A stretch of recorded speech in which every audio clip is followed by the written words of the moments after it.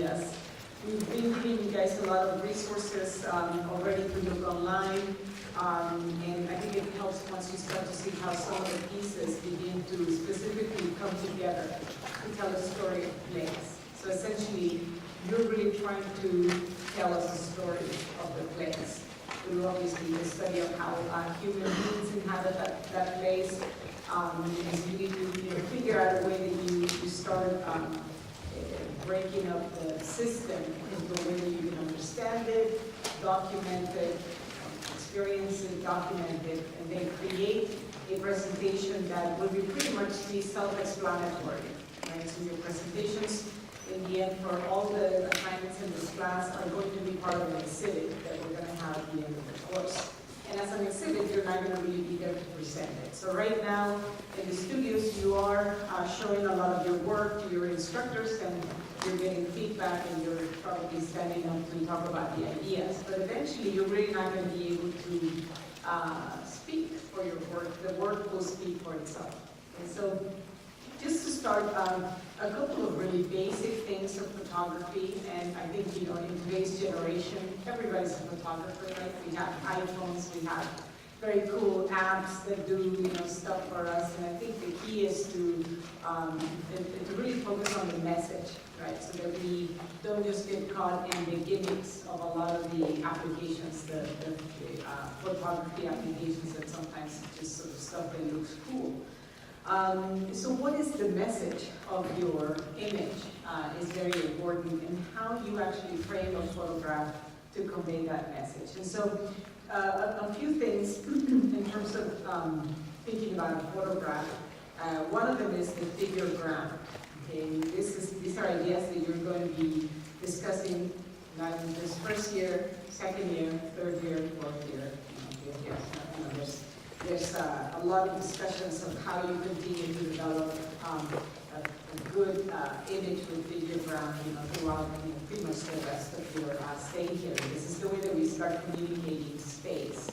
The figure ground idea is it's an idea that has to do with depth of space, right? How do you identify clearly what is the most important thing, and whether that should be towards the front or towards the back. So this image here, it's a very simple image. It's an apple, and it has a very clear distinction of focus. So you're using the focus in this image to push really the eye towards the front, right? So you're focusing on the apple because this is really the one that tells you the story.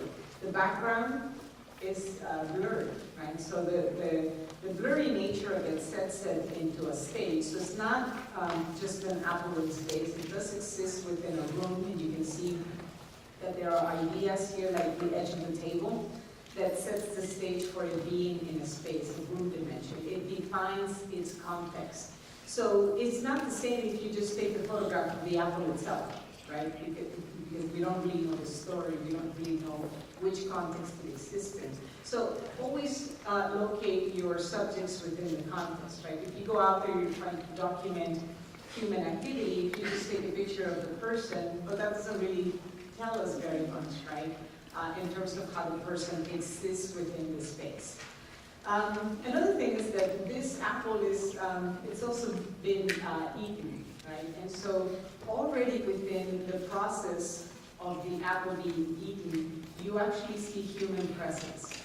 Okay, so this is a very powerful way to show a process that has occurred without actually having the person present. This is telling you a story. Something has taken place, right? There's an apple that has been eaten. So think of the message, right? There's an idea that is being conveyed, and again, it's being done through a subject, which shows human inhabitation, but the human is actually not in the picture. Okay, so there's also creative ways, you know, to show that human presence without actually seeing the human there. The rule of thirds, and hopefully you maybe read some of these ideas already online, but the rule of thirds is very important to frame a photograph. This is an image that, you know, it's an appealing image, it's a beautiful image, and you can start to analyze why it actually why it works.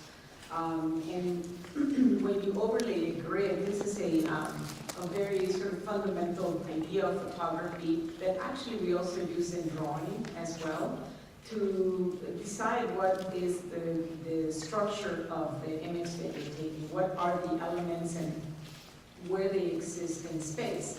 So just like the apple, going back to the apple for a second, if you can imagine that grid line, right? If you imagine the 3 grids, you'll notice that the apple exists within the bottom grid, right? It's basically, again, sort of tic-tac-toe grid. And so by doing that, it also emphasizes the idea that it's in the front. If you picture the apple in the center and you center it on the space, it actually reads like it's much further back, right? So once you put it in the front, sorry, at the bottom, it also helps to push it forward, to emphasize that it's the closest thing to you. Because that's the way that we see in perspective, right? In perspective, things that are closer to you, right, are sort of really big and they appear at the bottom of your vision. And the stuff that is very, back, that's really sort of pushed, back into your vanishing point, right? So this is a way of emphasizing ideas of perspective and depth without actually drawing a perspective drawing. So once we see this, you'll see that the foreground, right? So the foreground is the part that is closest to you, is clearly a line on the bottom third, right? Then you have a middle ground, and then you have the sky, right? So there's 3 very clear elements that are being defined in this image, and therefore it's a balanced image. You can see that the grids actually fall, pretty much exactly where this division occurs. So every time you set an image, you take a photograph, you really have to think about those thirds, right? That rule of thirds. What is really going to be in the front? What is going to be in the back? Where do I want to emphasize? What do I want to emphasize in this image? And we have several examples of that. And in addition, actually, going back to this one for a second, you'll see that in the opposite direction, in this first frame, right, there's the 3 elements, and there's something in the front that balances, right? So this is really pushing this, leaves are pushing or creating this as an image that also stands on its own. This stands on its own because here you see the reflection of the mountain, right? And then sky, and then here, likewise, there's something that reflects the middle ground. So individually, those strips, should also work. Now, your focus points. Okay, I've heard several instructors talking about how to frame an image. Maybe some of your instructors already have been telling you how to do that. But this rule of thirds is very powerful because it actually helps you to locate the most important points in places where they really stand out, proportionate to the grid. So if you can, from now on, sort of focus on the fact that these are your focus points that help you place elements that are important, then you start to begin to have a balanced composition. So here in the rule of thirds, again, you have the grass, which is towards the front, you have the mountain, and you have the sky. So again, 3 very clear elements. And we're not putting the tree in the center, right? We're actually shifting it over to fall into one of these focal points that will balance the image. There's actually a lot more of a spatial relationship of an element that carries the entire image. Otherwise, when you frame something and you put it in the center, and it doesn't mean that you can't, but you're emphasizing that everything is equal, right? When something's in the center, there are very strict symmetry lines that basically suggest that nothing else is really that important except for the stuff that is in the center. And if that's the point, then it's okay, right? But in this case, these are elements that have very different scales: the tree, the mountain, and the sky. And all 3 are very important. So you're not going to put any one of them in the center. We're not framing the tree in the center once again. This rule, we also carry it through drawing. drawing. So at this point, you guys are going to be taking a lot of notes and doing a lot of sketches. Don't worry about the quality of your sketches. We're basically learning. And any notes that you take will serve, to build upon getting better in the process.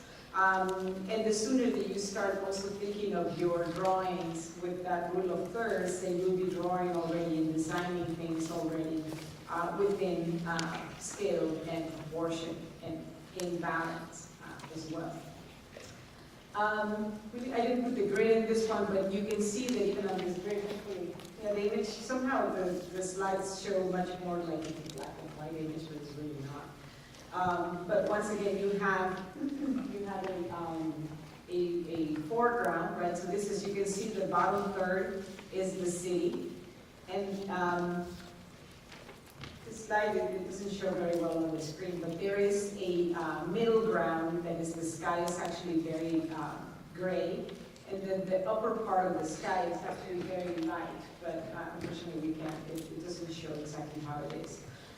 So there's a conscious decision in taking this photograph to show the sky, right? So because you could also choose not to pick the sky, but then you'd have to find what fits in the bottom 2/3. So in essence, what is the important part of the image that you're trying to take? So symmetry and asymmetry. So we already stated that symmetry has a very specific purpose and intent, right? Something that is symmetrical, you put in the center, and really emphasizes equality of everything around it. So in this image, we're actually using asymmetry to help tell the story of an action. In this case, there's movement in this image. So you notice that the dog is actually framed. First of all, he's framed within that quadrant, right? Here's the focal point. And he's also placed on the right, upper right, because it emphasizes the directionality in which he's running. So you're actually showing the subject.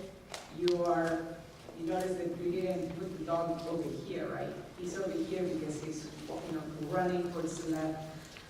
And so it emphasizes space. So the study is still of the subject in space. You see the subject and you see the space into which it's going to run towards. And also, again, your quadrants, right? So you see grass is much more detailed, and there's a middle ground that pretty much sets the stage. The middle ground is the direction. This is the space into which the dog is going to run towards, right? So it's some really simple things. Again, using asymmetry to emphasize the story of movement here. Where is the dog running towards? Also, other experimentations of photography, it's collaging. And first, I think you really got to get good at identifying how to frame something to show that its importance. But once you gather a series of images and you start to add meaning into them, you can further distill it by breaking up a photograph to show you its pieces. So collaging is a very common way of adding meaning to the images, and we have the work of David Hockney that you guys have already hopefully looked at. There's some readings and references in the syllabus that show you his work. He's one of the greatest photographers. His work is very, very powerful. And in this collage, he is emphasizing a lot of the pieces as individual pieces. So if we just take the image, the photograph of this man sitting there, you're really seeing a single image, and there's too many kind of different elements that are not really given importance. But when you do an image like this one, you will realize, if you start to study every single frame, that every single one of these photographs stands on its own. So it's actually putting a lot of attention on the smaller pieces that make the whole. So if you were to disassemble this, and David Hockney was actually working at a time prior to digital manipulation. So his images, some of their earlier work is actually literally photographs that were being taken with a 35mm camera. And so deciding what you're going to take, where you're going to snap the photograph is actually very crucial because you don't have, at that time you didn't have digital photography, you really got to get it right the first time. You guys have digital photography, so you can take 10 photographs and trash 9 of them if you have to, right? But we didn't have that at that point. So it really, trains the eye to take the photograph, from the beginning, frame the photograph from the beginning, not as an after process. So anyway, any one of these that you want to pick up, you see even here there is clearly a distinction where the image doesn't align. And it's not a mistake, it really is an intentional way of framing this exact moment part of his foot, which is the shoelace, as an image that occurs, a subject that occurs by itself and occupies its own space. Together they make a whole. Other techniques, this is still David Hockney. This is basically it's a space, a street. But when you look at it and you start to once again look at each of the pictures individually, things don't really align. There's a lot of importance being given to pieces within that larger framework. Right? So what are the smaller pieces that are important within the city that together create this larger image? Again, if you just take the photograph, we wouldn't be able to really identify that. He also has a very interesting technique where some of the photographs, for example, up here, if you notice, they're much more zoomed into, so this photograph here is actually not to the same scale as the one next to it. Right? So he is purposely zooming in and out of parts of the subject and putting them all on the same space. Right? So as a composition, it still reads as a composition because it's part of the same fabric. But then when you really look at it, there's a part that has been zoomed into. And so the image has a level of sort of realism, but it also has a level of analysis, where you're showing depth of space, but you're also showing detail within the same photograph. Okay, so these have very specific significance. Also David Hockney here, and this is what we would call a built frame. And this is a photograph that is built out of, again, several frames within an image. Here he has a couple of techniques that are expressive of the self, the person taking the photograph. If you notice, he starts to do this technique where he's showing his shoes. And so he's showing his human presence and his occupation of the space, so he's engaging himself in the stage, but he's not literally photographing himself, right? So this is a very powerful expression of human beings. Again, how do we express the presence of a human being without the human really being there?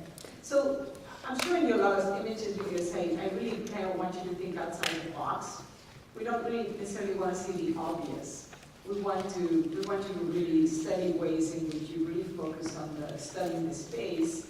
But we're smart. The human brain can read a lot of meaning into images. I don't need to see the whole person to understand that there is a dialogue between two people happening in this image. Okay, so framing and choosing what part you show is very important.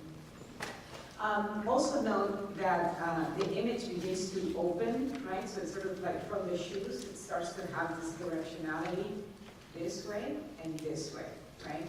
So you have the shoes that begin to become the focal point. It's also on the bottom third, right? We have our thirds. You see the bottom third is grass with his shoes. So that's the foreground, right? It's the part that is closest to the viewer. Now on the second frame, right, we have his mother, right? She occupies the middle stage. And then on the background, right, we have his ruins of the church. Right, so once again, you have to be very conscientious about what's in your background, middle ground, and foreground that complement each other and help you set an image in space. And of course, he guides the viewer, right? You don't just look at this image and start from the back. You actually start from the front, and again, the way that he arranged the photographs he's leading you to look from the bottom left towards the upper right. So you can direct your viewer to read either a timeline or to read meaning by how you frame the photograph. So these photographs already begin to have a lot of meaning. Another David Hockney, and again, these are like a social activity, where once again, right, you see the foreground, so he has his hand, we're playing Scrabble.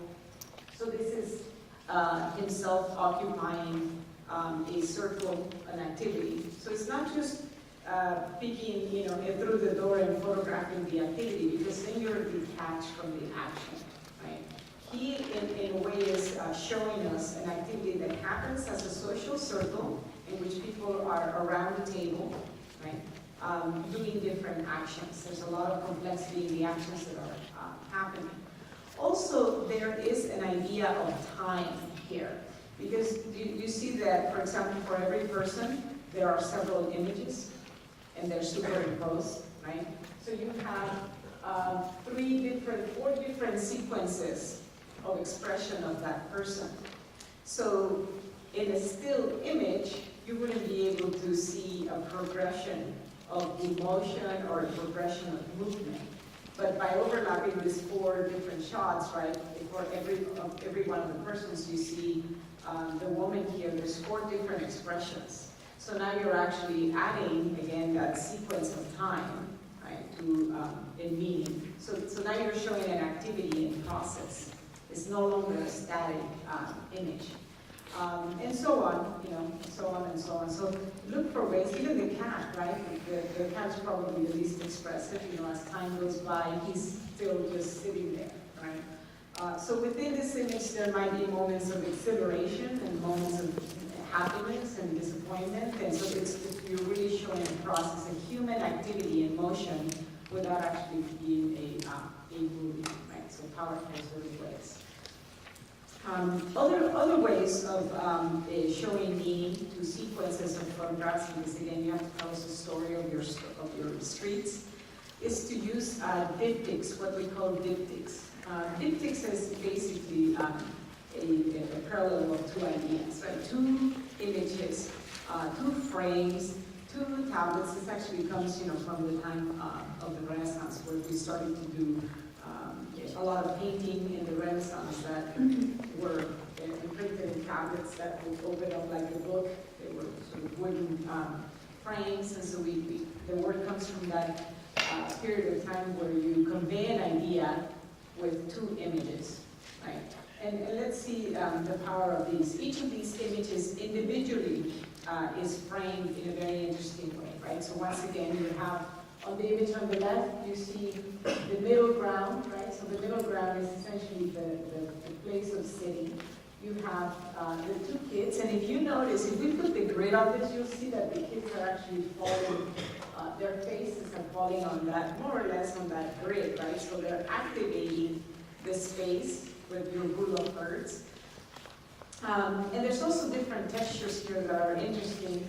See, there's one texture here on the upper grid, there's the second texture in the middle ground, and there's a much closer texture on the foreground, right? So those are ideas that get explored just by thinking of your rule of thirds. Then on the image on the right, you have a man that is kind of focusing now on the man, but because in the image on the left, you already showed us the thirds, right?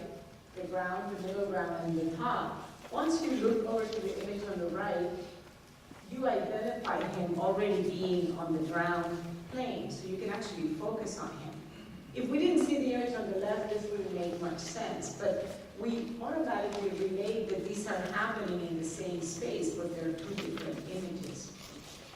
Or maybe they're happening, one is happening in one block and the other one is happening 3 blocks down.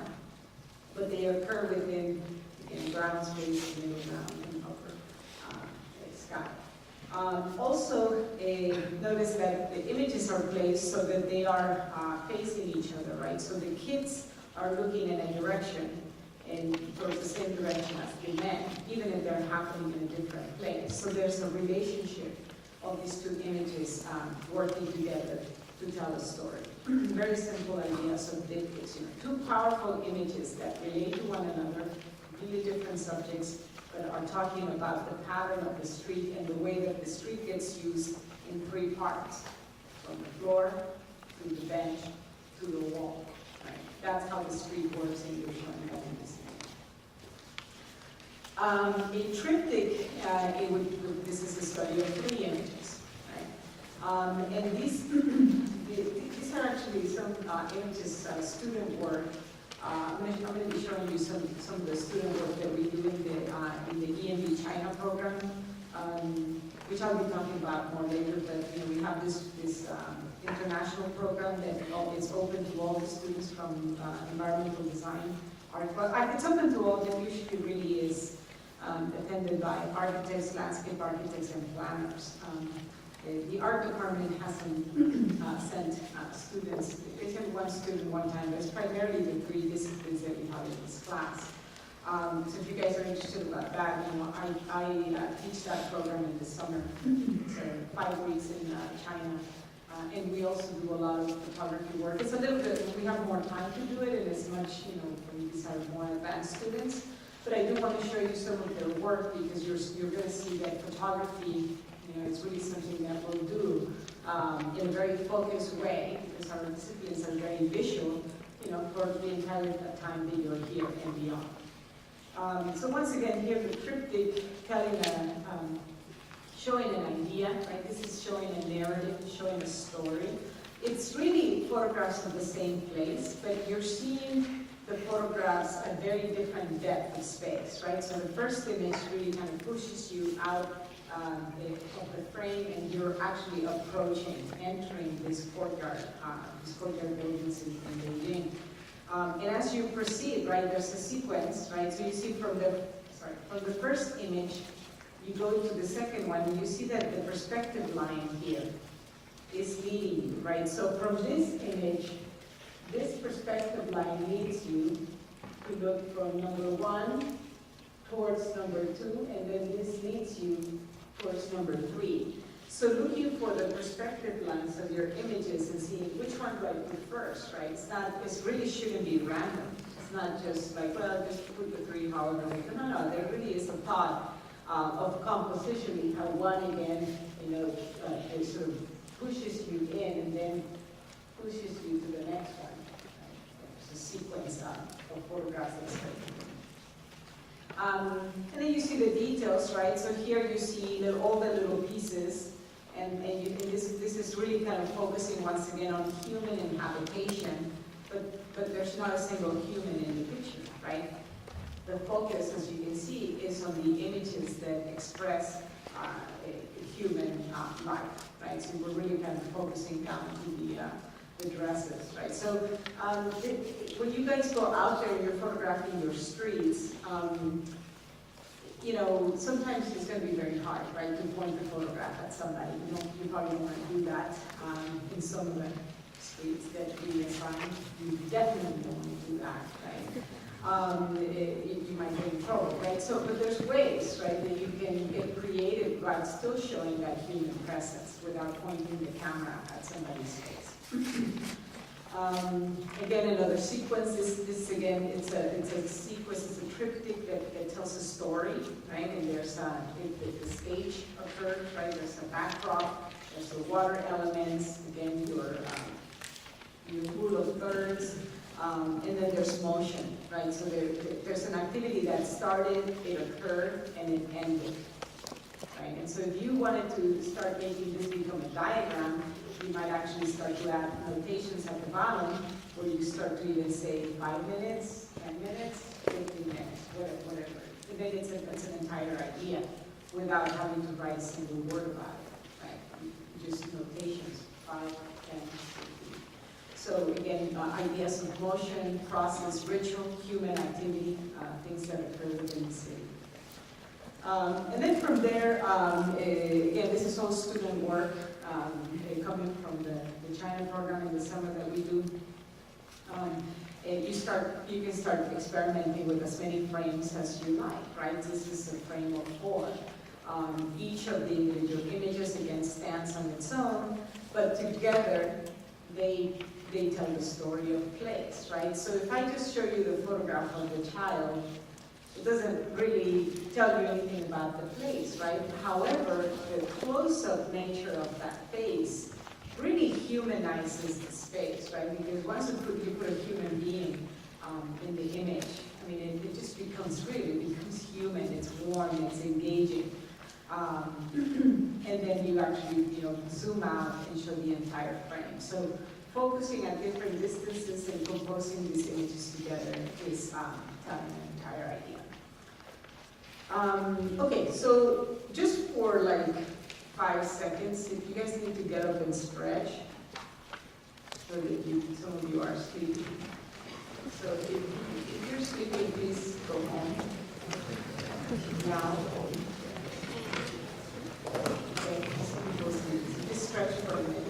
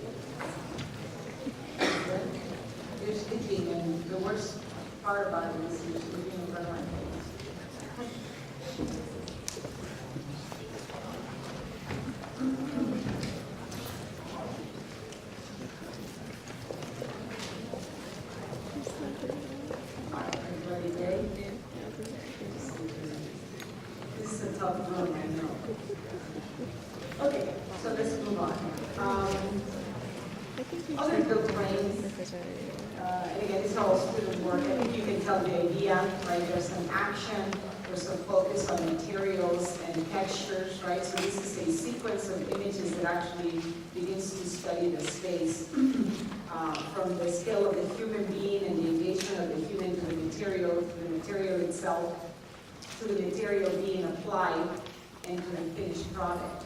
Right? So there's a story without words, a story to be told without words. Other sequences of movement, right? I mean, there's such richness actually in some of these activities.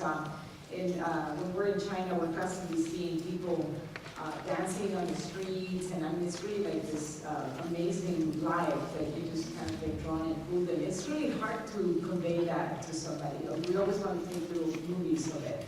But when you can't just be showing movies to people, how do you convey that vibrancy and that feeling of being there and everybody being happy and moving and sort of the colorful nature of this? And so this student conveyed that by a series of frames.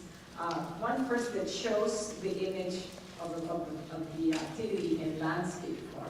So this is very clever because once you eliminate, in this case you eliminate the foreground and the top, you're just showing the middle ground, right? So now it's a landscape image, and by being long, you're actually emphasizing a stage or an activity that even happens, linearly, right? So there's kind of a connection between elements that occur in a linear space.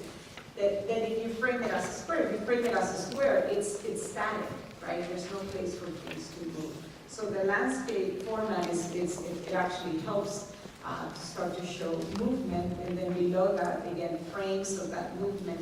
Also, this student went into Photoshop and made everything in black and white except for the ribbons that are in movement. So again, it adds to the meaning of movement, and by just identifying and highlighting the pieces that are moving. Also, what I like here on the bottom images, if you see, the human being is being cropped. You see, because actually their faces occur within the top third of the image. And so we're still seeing human inhabitation. You don't actually have to show their faces, right? It's actually, sometimes when you give away too much, it's not interesting anymore. Here we're actually reading meaning into it. We see really that the most important part is really the ribbon. Studies of sky, this is now looking at adding even more frames, right? So this is not a diptych or a triptych, right? This is actually a series of 2, 4, 6, whatever, 8 images. And it's still of the sky, but it becomes a very interesting image of sky because now you're really framing, pieces of the sky and emphasizing things that happen within it, right? So this versus just a picture of the sky, and clearly this has a lot more meanings, a lot more interesting.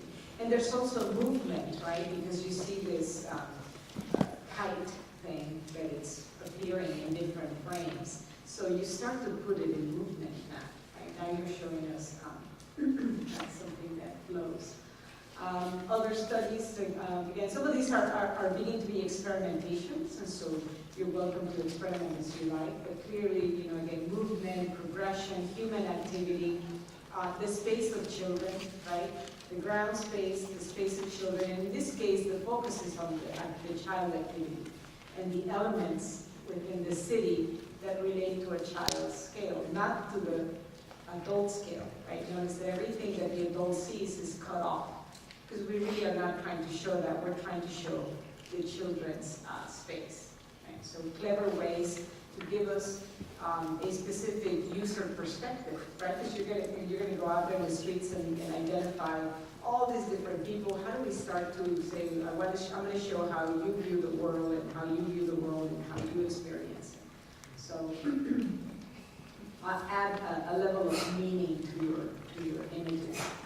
Another built frame, which actually follows the perspective line here, and notice that the choice of photographs is being done to emphasize the perspective, right? So and actually, this image by itself, again, stands on its own.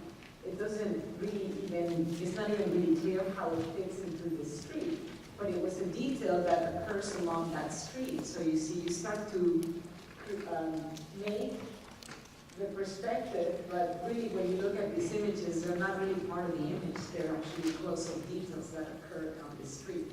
So again, you start to show more dimensions, right? It's not just going to take a photograph, but in the same photograph, you're showing something this close, that close, something you look frontally, something over here that is happening that you read this way, right? So there's a lot of different, sort of like cubism, that you unfold all the pieces and show them on the same frame. Built frames, I mean, this is a very complex building, but it's really interesting. This is a series of bridges that connect it. And once again, right, look at the directionality of the image. Starts small, gets bigger towards the front, so the larger image is on the right. So you're leading the viewer to experience the space, right? And then notice again, it starts from the top and it moves towards the bottom. So the bottom of the frame, right, that's the closest to you. This could have been done in a different way, but it's very specifically done to start from the back and move forward towards the bottom. Diagramming. So photography, I think, it's really fun, and you can really keep exploring and giving you just like a snippet of ideas right now, just to kind of push you to go and look beyond the obvious. But once you do that, you're going to come back to the drawing board and say, okay, well, how do I now complement those images with structured analysis, right? And there's a lot of different types of diagramming, and I think we've probably overloaded you with examples. You guys have access to the Dropbox folder where there's just folders and folders of tons of examples. And your instructors will probably emphasize some ways of diagramming over others. So I'm really not here necessarily to tell you which way to use. You should work with your instructors on that. But really, I'm here to try to show you examples in which the story of the place is clear, right? The story of the entity that you're trying to describe is clear without you having to say anything. In a diagram, there has to be notations that explain, right? So a diagram is sort of like, I heard this somewhere, the diagram is like a one-liner.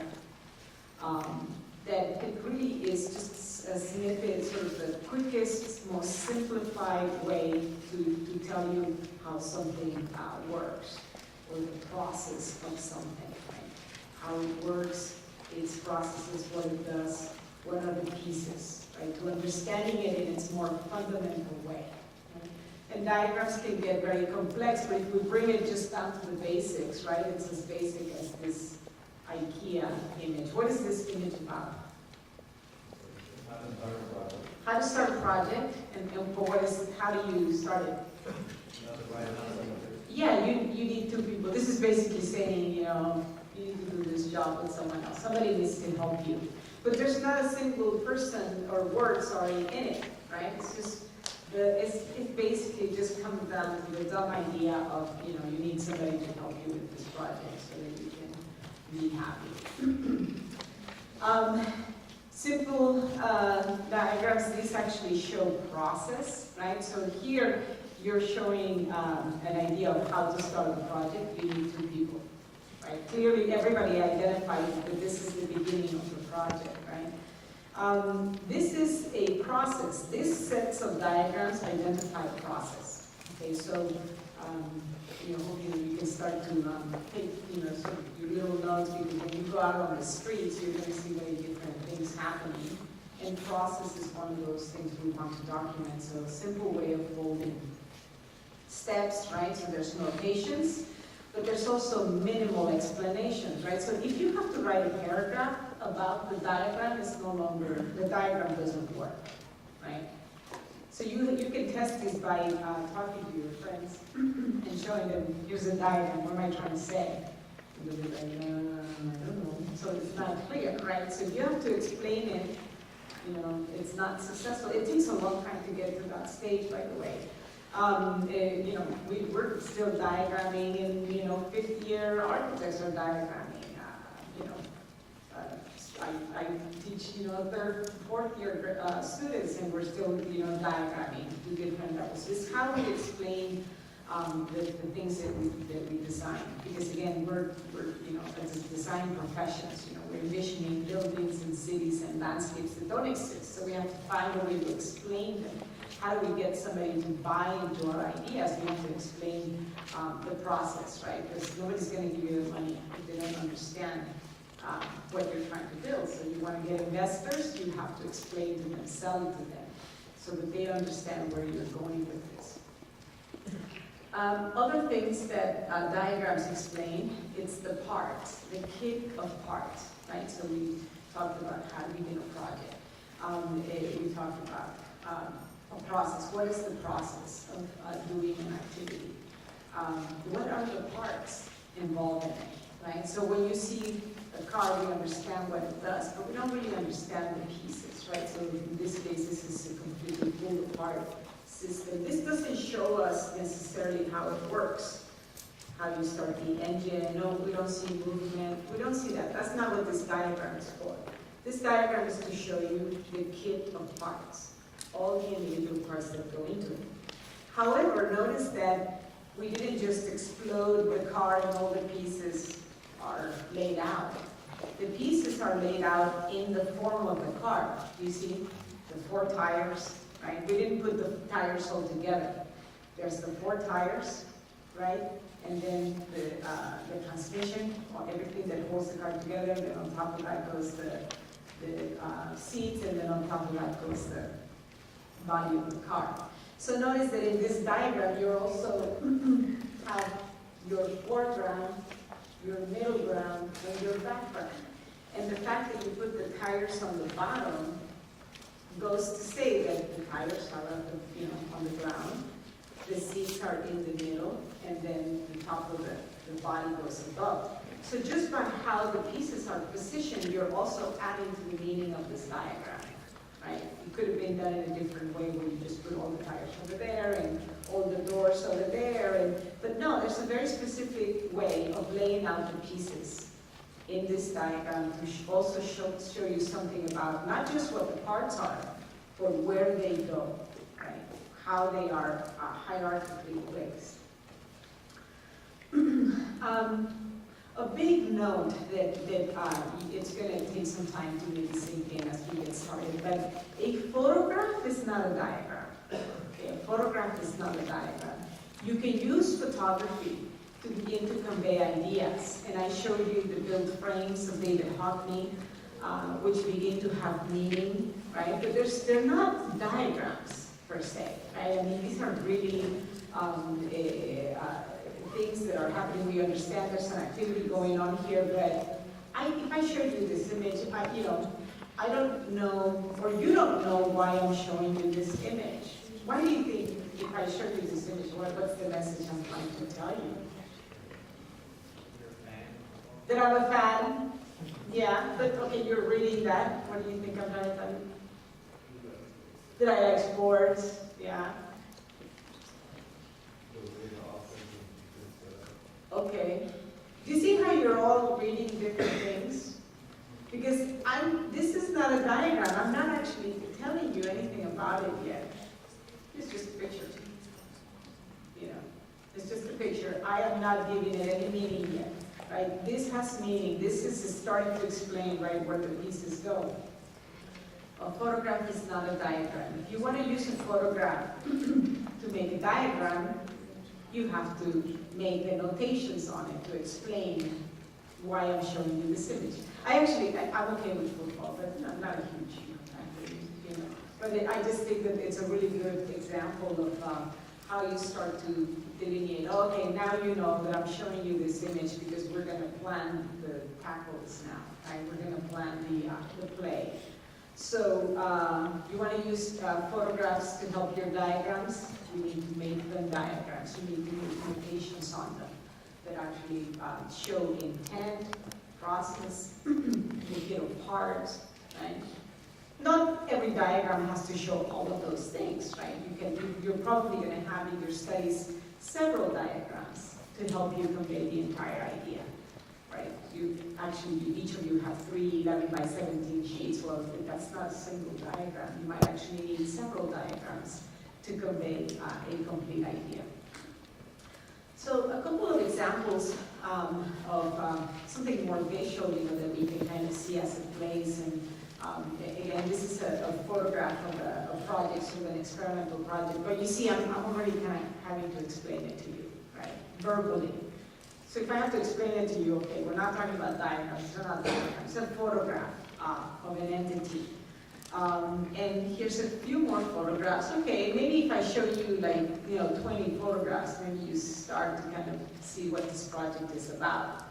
But it's not really explained yet. And so in order to do that, we go back to our idea of the parts, where we actually have to explain the parts, right? So just like you see the IKEA cabinet, parts and where the pieces go, I can start to show you an image like this, right? This is an exploded axonometric drawing, where now we're blowing up the pieces and showing you what this means, right? What this is, right? Something that runs on the tracks. Okay, well, I'm going to see, the pieces and the process, right? There's the cow, and there lies movement, and this is, anyway, all the pieces exploded. So there's a really there's a way to not just show the pieces, but also in exploded axonometric, how the pieces stack, right, on top of one another. So we ultimately have to get to some of these images that maybe we're used to seeing in our everyday, getting through the world, right? Because marketers are really good at trying to get you to buy some imagery. This is a powerful image. But we're going to have to figure out a way to do that ourselves in the stuff that we're trying to convey. Of course, first you have to identify the ideas. What are we trying to say? What's my idea? And I don't know. Define what is the point that you're trying to make, and then you start to develop drawings towards that. A couple of images that more based from a historical standpoint, and maybe different types of drawings that we use. These are the very famous Noli plans. These are from the 18th century Great Plan of Rome. What kind of drawing is this? Anybody know? I mean, it's a Noli plan, but is it a floor plan? Is it a section? Is it an elevation? What is it? It's kind of a plan, but look at it carefully. I mean, it has qualities of being a plan. It's a site plan, but a site plan actually shows things from the sky, right? So this is kind of a site plan, but kind of a plan. see, it has qualities of cutting through the buildings. You're showing the interior of the building. But, so that means it's not, that wouldn't make it a site plan, right? Now, site plan we're seeing from the sky, just what you see from the sky with the roof on it. So it has qualities of site plan, qualities of plan, but also notice that the plan that you see is only for certain buildings, not all the buildings. You see everything that is shaded in black. Well, those are buildings. So why is Noli not showing the plan for those buildings? Any ideas? Yes, actually, that's it. What were you going to say? Yeah, that's essentially it's public versus private space. And so this is a way to make a clear statement about the spaces in the city without really any notations that say this is the public and this is the private. You would just start to study this and realize that everything that is carved out, everything that is shown in white is accessible space to the public. And everything that is in dark are private buildings that cannot be accessed by the public. So he did a whole series of these drawings. They're actually very beautiful drawings that begin to show us how we navigate the city, because this is truly a useful kind of plan, right? That we can just envision. If you just follow the white, you will move around the city, right? It's a way to understand movement throughout. If you showed the plan for all of the buildings, I mean, then it really, you're just showing us the interior, all the interior spaces, but we don't really know what the point is of that in relationship to understanding the city, right? This is a kind of site plan, floor plan that is trying to show us the relationship of usage, how people move in the city. The idea of the human scale that we're talking about, which brings us from the scale of the city into something that is much more focused on the space of the human being. Everything is interrelated, right? I mean, the city is occupied by humans, and so we don't really necessarily separate the humans, the individual space from the city. They kind of happen, all in the same realm or on the same stage. So I want to talk for a minute about a building that is actually one of the most famous buildings in the world. You guys know this building, the Pantheon? Some of you have seen it. Has anybody been there? Oh, okay, good. It's just really kind of spectacular. It's a magnificent building. And it's even more spectacular when you understand the fundamentals of this building. And I want to show it to you mostly because I want to show you ways that its ideas can be diagrammed. Over here we have, anybody know what this is?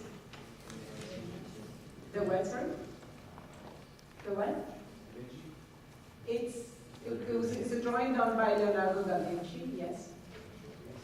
Yes, it's the Vitruvian Man. It's actually based on the ideas of Vitruvius, who was a Greek architect who wrote a lot about the fundamentals, the principles of architecture. And then Da Vinci, much later in the 16th century, studied the past and made this drawing based on the ideas of Vitruvius. The Pantheon is a Roman, and it was built in the first century, so totally different periods of time. Da Vinci is kind of from the 1500s. The Pantheon is from year 126. But the ideas carried through.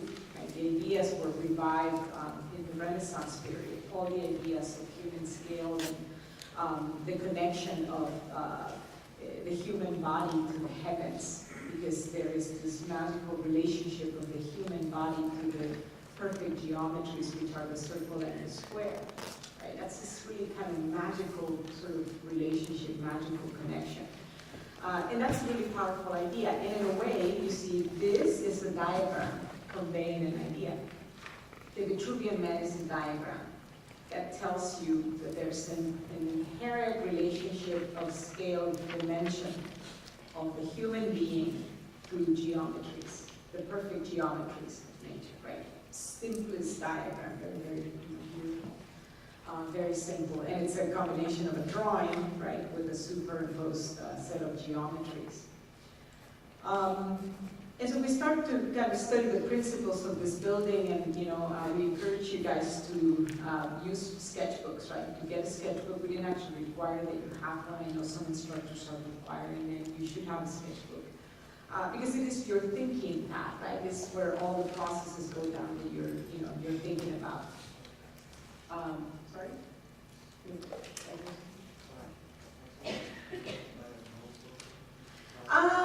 Yeah, notebook is okay because it's not really a drawing pad. A notebook has lines, and the lines are meant for something else. So it really should be a sketchbook.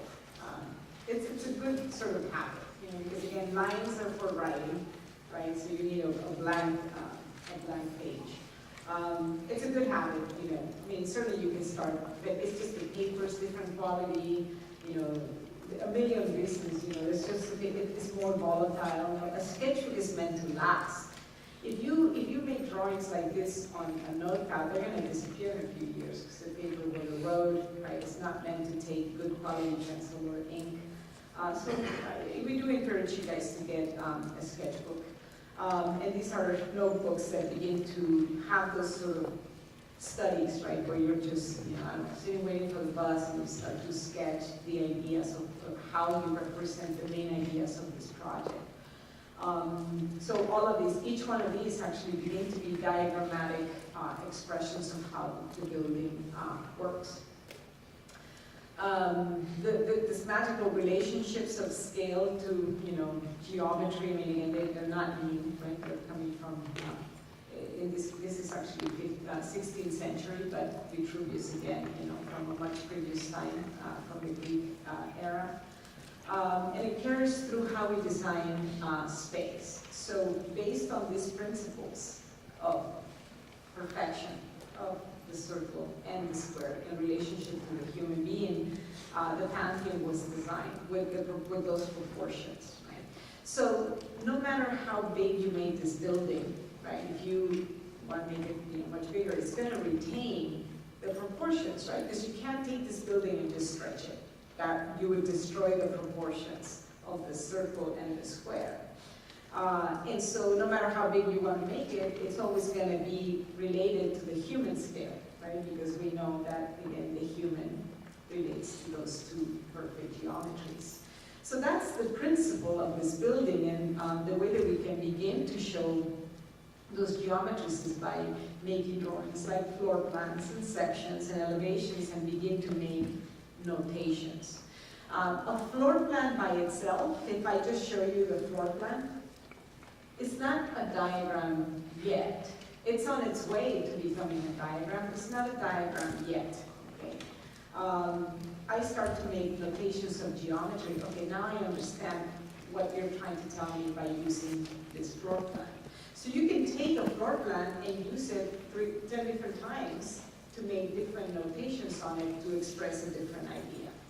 Okay, so again, a photograph is not a drawing, and a floor plan by itself is not a photograph is not a diagram, and a floor plan by itself is not a diagram. You have to start to make notations on it. Here are notations that show scale, dimension, right? So we're not really showing you how big each of these is, but we're showing you that they're equal parts, right? So proportions of equal parts, you start to see it in the elevation drawing as well, right?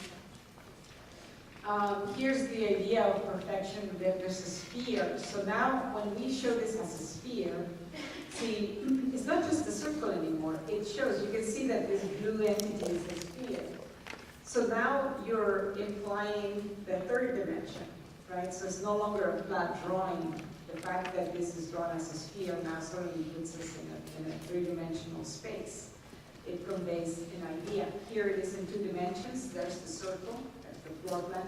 So together, these 3 drawings, tell a complete idea of 3 dimensions and perfection. Not just the circle, but the circle in 3 dimensions is a sphere, right? So very complete ideas through series of diagrams. Other type of diagrams that begin to show, we use symbols, right? So here's the Pantheon again, and this is the way that pressure works. Air moves through the building, moves through and goes from pressure to positive pressure, building, gets ventilated. So this is starting to use symbols, right? So that's another way to, again, not excessive words once you start explaining it too much. It's not a diagram anymore. So the use of symbols, right? That's a really important part. Which symbols do you use and how you differentiate between symbols for each of these to mean something different, right? So making a key and making a legend so that you can overlap ideas on the same image. So all of these symbols are being employed in this diagram, which is a little urban diagram of a waterfront development. Symbols, and we flooded you guys with some of those Dropbox images. So going back to the idea of the human being, and going back to the idea that a photograph is not a diagram. You can take a very good photograph, as we stated at the beginning, but it's still not a diagram, right? So you start in this case by taking a good photograph with your subject, right? Notice that the subject is not in the center, right? It's actually pushed over to the right a little bit, and you open up larger space in front of him because it's the direction in which he's looking, right? So now he occupies a space. So the drawing, the photograph has some meaning of this man in space because we didn't frame him in the center, right? But then once you get beyond that point, so you go out there, you photograph your streets, you get past that first point of documenting, and then you kind of have to come back to the drawing board and create diagrams that explain the activities, right? So these are some really basic urban diagrams that begin to now show us, explain how some of these photographs actually work, right? So your studies are going to have a series of means to tell the stories. There's no project that is going to be told by a single image, right? So, and these have notes, that's okay, but they're not excessive notes. You have to explain it too much, it's not a diagram anymore. We're really focusing again on human activities, so just flip through some diagrams that start to communicate that activity or that human habitation in this case. This is an image or an idea that gets communicated in two ways, right? You see the activity happening, but then you also see the plan view, which may begin to give you dimension, and then explaining that this activity happens because everyone is looking towards the center, right? So there's two diagrams to talk about an idea. You are to be looking at how the person experiences, right? And that sometimes, again, it's hard to do that because you're the one taking the photograph, right? But this is a way to show experience without actually having yourself in the image, right? So lines, if you didn't put these lines, it actually wouldn't be really quite a diagram yet, right? But once you start to put notations on it, it begins to be a diagram. So I'm going to skip through some of these. I'll post this on Blackboard so you can see, because we're running a little bit out of time, and I do want to show you a project that I think was really interesting. So some of these, again, are simple section drawings that begin to show ideas in human dimension as well. Street, scapes, notations. The obvious, I'll let you guys flip through those. This is actually some student work from not this class, it's a different class, but it begins to be the experience of what it's like to sit at the toilet. Right? So it's the dimension, so you understand. I mean, some people, the toilet is really special, cool guy, nobody's going to tell me, but don't you like going and sit at the toilet for an hour looking at your cell phone? It used to be magazines kind of also. Nobody's going to admit. Huh? Really? It's true. Well, okay, whatever, but it's a very special place, let's say, and actually, it's a space that maybe you would think of it very banal and a space that is not worth documenting, but if you were to really truly interview people, a lot of people really spend a lot of time there. So it's the throne, right? It's the place where you meditate. And this student I thought was really creative because He not only documented the activity dimensions, just the bare bones of how it works, the space, this is not a very good diagram, basically, that's not a very good diagram. But what is good about it is that it's an idea that is represented by section, by floor plan, and by a series of photographs that tell a story, right? So these photographs are photographs of him sitting in the toilet and the things that you see from that location. So it's sort of a creative way of showing that personal experience. Anyway, I have a lot of other examples here, and I'll post online some of these again, really focusing on human dimension. This is a good one, but let me move on to, I want to show you, let me show you this project very quickly. This is graduate work, okay, so don't worry. But these students were doing a study of a place in sort of the LA region. And this student studied Compton, but it wasn't just go and study Compton. It was focusing kind of like what you guys are on a specific street and finding, some really kind of interesting things to bring to the surface that we would otherwise miss, right? Because I could just look at photographs of Compton.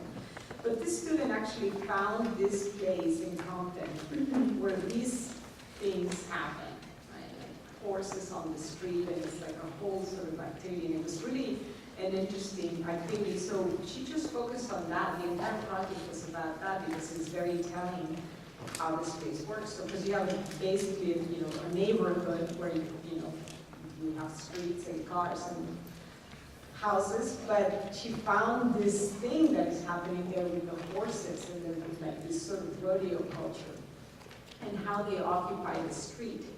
And so they actually had to write a paper, but they were also required, like you, right, to show us a series of very exploratory sort of images, right, where you're experimenting and using build frames again, right? We talked about build frames to basically show like a sequence of moments that happen within the street, right? Because actually some of these activities are not all happening at the same time. So she has pictures of the street, but then she shows frames from different times where she was there and then puts them into one image. And so now it shows this story of all the things that happen on the street.